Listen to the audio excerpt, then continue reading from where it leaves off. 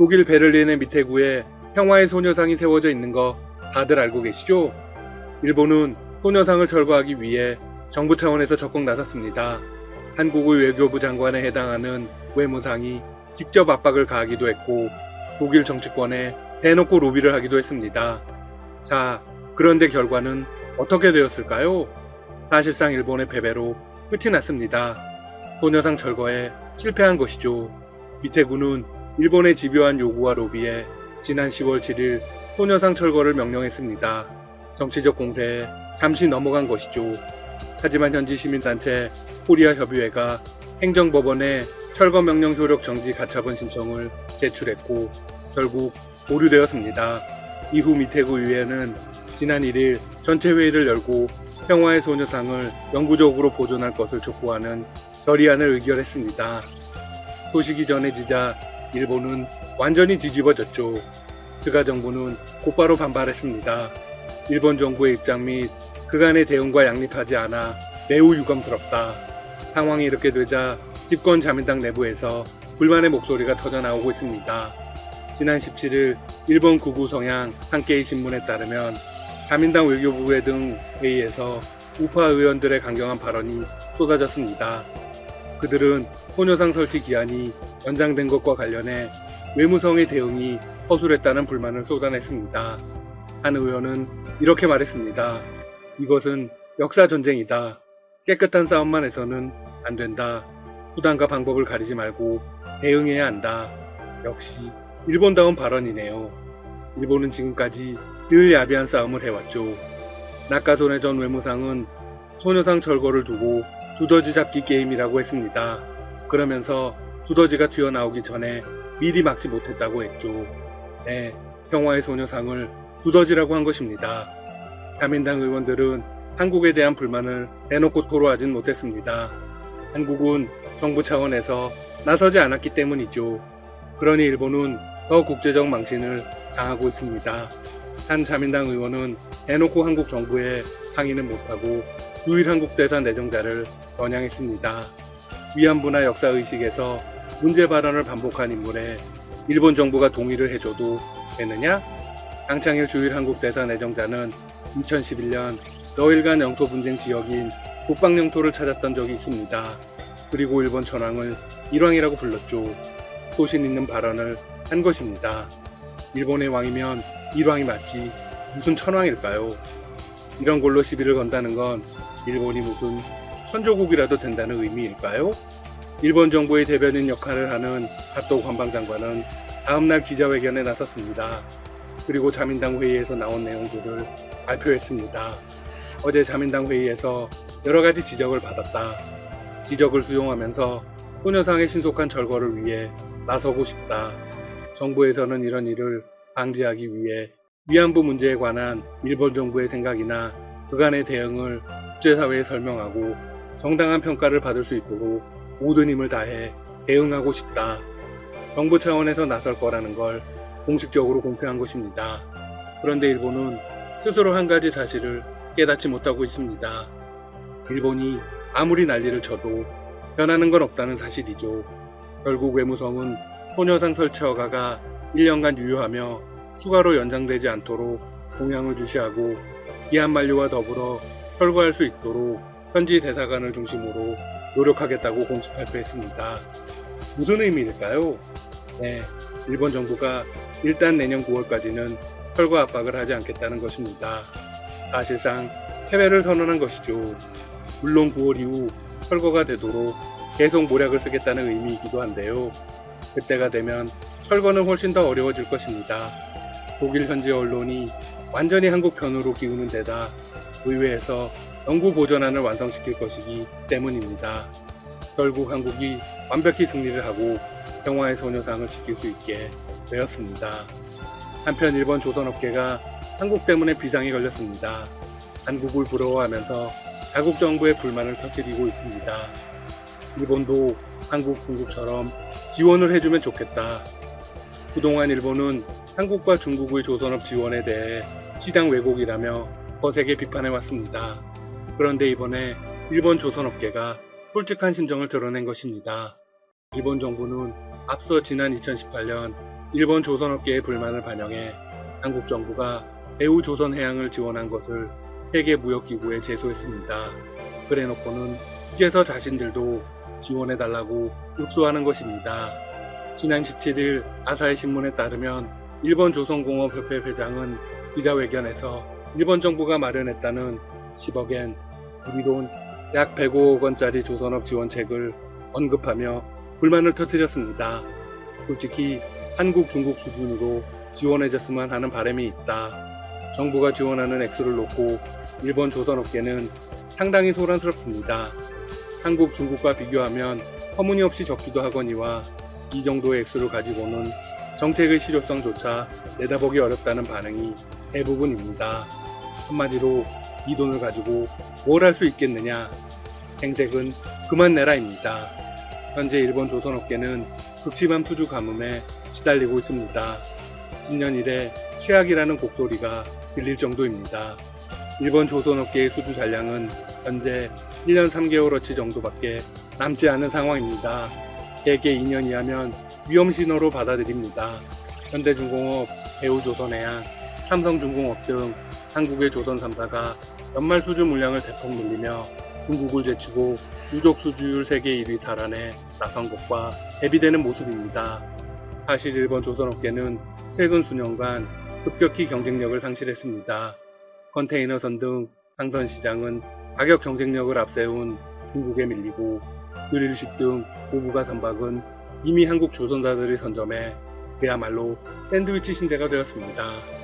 나날이 엄격해지는 국제 친환경 규격을 쫓아가자니 역시 투자 비용이 만만치 않습니다. 일본의 산업 전문가들은 이런 조언을 내놓고 있습니다. 이제 일본은 조선업과 과감히 결별해야 한다. 이미 사업 포기도 속출하고 있습니다. 경쟁사와 손을 잡아서라도 이 상황을 벗어나겠다는 기업도 있습니다. 물론 이마저도 쉽지는 않습니다. 폐업과 합병이 속출하고 있기 때문입니다. 이제 국제조선업계에서 일본의 존재감은 사라지게 되겠네요. 세계무역기구 제소도 별 의미 없는 듯합니다.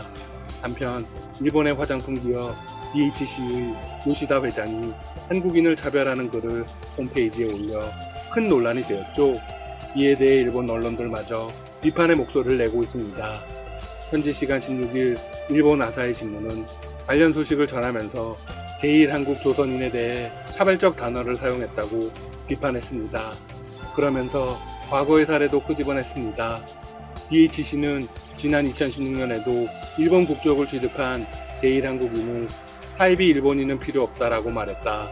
이 때문에 한국에서 불매운동이 확산했다.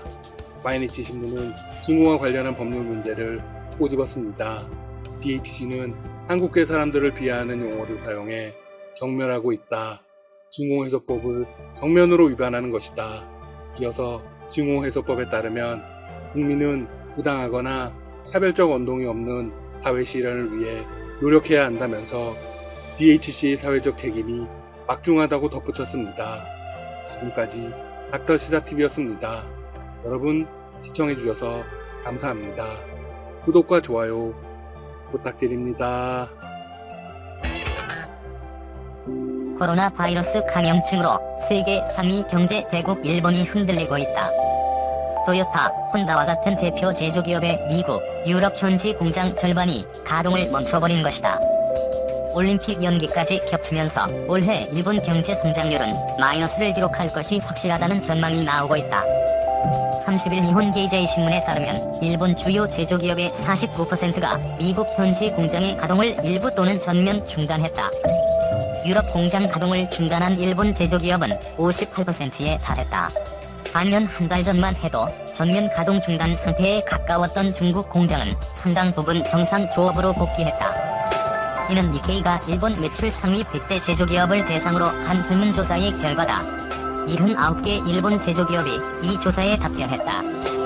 공장 가동 중단 이유는 각국 정부의 이동 중지에 따른 공장 가동 중단 권고도 있지만 세계 경기 불황에 따른 판매량 급감도 주요 이유인 것으로 분석됐다. 수요가 없으니 공장 가동을 줄인 것이다. 일본 못지않게 제조업 의존도가 높은 우리나라 역시 코로나발 수요 침체에 따른 실물 경제 피해가 적지 않을 것이라는 우려가 나온다.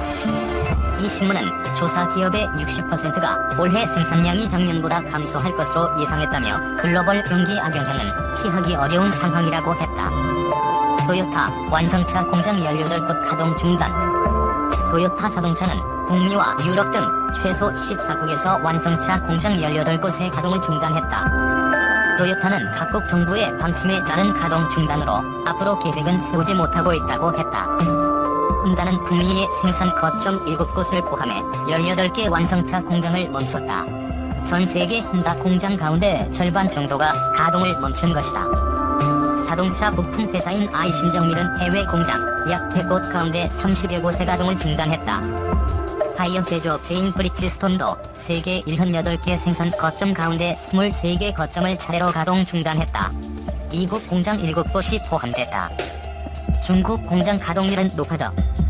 반면 중국 현지 공장의 가동을 중단한 일본 기업은 20%에 그쳤다. 니케이는 지난달 10일 기준으로 중국 현지 공장의 76%가 생산 중지 상태였다며 현재는 80%의 현지 공장이 정상 가동으로 복귀했다고 보도했다. 아시아 태평양 지역에서는 일본 기업의 71%가 현지 공장의 일부 가동 정지라고 답했다. 예컨대 인도에선 정부가 전 지역 외출 금지 명령을 내리면서 파나소닉과 스즈키 등이 조업을 중단했다. 말레이시아에서는 히타치 제작소, 다이킨 공업 등이 현지 공장의 생산 라인 가동을 중단한 상태다. 올림픽 연기까지 겹쳐 올해 성장률 -2.1에서 0에서 1.3% 예상. 일본 내 생산 공장은 공장 가동 중단과 같은 최악 상황에선 한 발 비켜서 있다. 도시바가 일본 내 일부 공장의 가동을 멈추긴 했지만 이는 전체의 3%에 불과했다. 하지만 니케이는 다음 달부터 토요타, 혼다, 스즈키 등이 연이어 일본 내 공장 가동을 일시 정지할 계획이라며 일본 내 감염이 확산하고 있어 앞으로 전개를 속단할 수 없다고 보도했다. 30일 오후 일본의 코로나 바이러스 확진자는 1866명으로 다른 국가와 비교해 상대적으로 적은 편이다. 하지만 최근 며칠 사이 환자 수는 증가하는 추세다. 토요타는 다음 달 3일부터 약 2주간 규슈의 니아타 공장 등 자국 내 5개 공장의 생산 라인을 일시 정지할 계획이다. 이런 와중에 도쿄 올림픽이 내년으로 연기되면서 일본 기업이 기대했던 자국 내수 시장의 소비 진작 효과도 사라진 상황이다. 아이치 생명경제연구소는 도쿄 올림픽 개최 시 예상한 생산 유발 효과를 감안할 경우 올림픽 연기로 인한 경제 손실은 최대 3조 2천억 엔에 달할 것으로 분석했다. 세계 주요 투자은행은 일본의 올해 경제 성장률을 -2.1에서 0에서 1.3%로 전망하고 있다. 일본, 한국인 입국 금지 취할 듯. 일본 정부가 자국 내 코로나19 확산세에 한국인 등 외국인 입국 금지 조치를 조만간 단행할 것으로 보인다. 외교부는 관련 내용을 듣고 있다고 밝혔다. 외교부 고위 당국자는 30일 오후 기자들과 만나 일본 정부의 입국 금지 조치 관련 질문에 주말에 받았다. 사전에 긴밀히 소통 중이라며 일본이 하루가 다르게 변화하니까 일본 정부도 강도 높은 대책을 고민하는 것 같다고 말했다. 일본 아사히 신문은 이날 복수의 정부 관계자를 인용, 한국, 중국, 미국, 유럽 등에 체류한 이력이 있는 외국인 입국을 전면 금지할 방침이라고 보도했다. 이른바 미즈기와 대책으로 공항, 항만 등의 문을 닫아 해외 감염원을 차단한다는 것. 앞서 대규모 확진자가 속출한 다이아몬드 프린세스호의 입항을 거부한 이유이기도 했다. 일본 정부는 지난 6일 한국인과 중국인을 대상으로 무비자 입국을 중지하고 14일 격리, 공항 통제 등의 조치를 내린 바 있다. 이 조치는 4월 말까지 연장됐다. 이를 두고 외교부와 청와대는 사전 설명도 없었던 점에서 아베 정부의 다른 의도가 있다고 비판한 바 있다. 하지만 이번에는 상황이 다르다. 일본 정부가 더 강도 높은 조치를 취하기 전에 한국 정부에 알려오는 등 협조적인 자세를 보이는 것. 외교부 고위 당국자는 그때와 다르다. 지금은 어떤 걸 검토 중이라고 연락을 받았다며 우리도 4월 1일 0시부터 강화된 입국 규제를 실시한다. 그런 큰 틀 속에서 검토 중이라고 설명했다. 한편 코로나19 방역 물품 대북 지원에 대해 이 당국자는 중요한 것은 미국도 그렇고 우리도 그렇고 협조적 자세를 표명하고 있다며 홍이 없다. 조짐이 없는 상황이다. 조금 지켜봐야 하지 않을까 싶다고 말했다. 세계 주요 투자은행은 일본의 올해 경제 성장률을 마이너스 2.1에서 0에서 1.3%로 전망하고 있다. 일본 경제 지금 폭망이지. 한일 통화 스와프. 지금은 어떻게 돼? 신종 코로나 바이러스 감염증 확산에 따라 그 필요성이 제기되고 있는 한일 통화 스와프 협정 체결에 대해 일본 측담당 강요인 아소 타로 부총리 겸 재무상이 탐탁지 않다는 반응을 보였다. 정세균 총리가 지난 27일 외신기자 간담회에서 일본과의 통화 스와프로 이루어지는 게 옳다고 생각한다고 밝힌 직후였다. 아소 재무상의 관련 발언은 이날 오후 4시 50분부터 진행된 기자 간담회에서 나왔다. 아소 재무상은 실제로 제안이 올 경우 어떻게 대응할지에 대해선 일단 말을 아꼈다. 하지만 과거 한국과의 협상 경험을 소개하면서 일본으로선 아쉬울 게 없다는 취지로 부정적인 심기를 드러냈다. 간담회 말미 기자로부터 한일 통화 스와프 협정 재개를 요구하는 목소리가 한국에서 제기되는데 어떻게 생각하느냐는 질문을 받은 아소 재무상은 먼저 지금으로부터 6에서 7년 전의 이야기라며 말문을 열었다. 6에서 7년 전쯤 일본은행에서 50, 재무성에서 100 정도 남아있었는데 괜찮냐라고 물었더니 괜찮다고 하더라. 그래서 그것이 확 줄어든 것이다. 그때 진짜로 괜찮냐고 묻자 한국은 빌려가 달라고 말한다면 못 빌릴 것은 없다라고 하더라.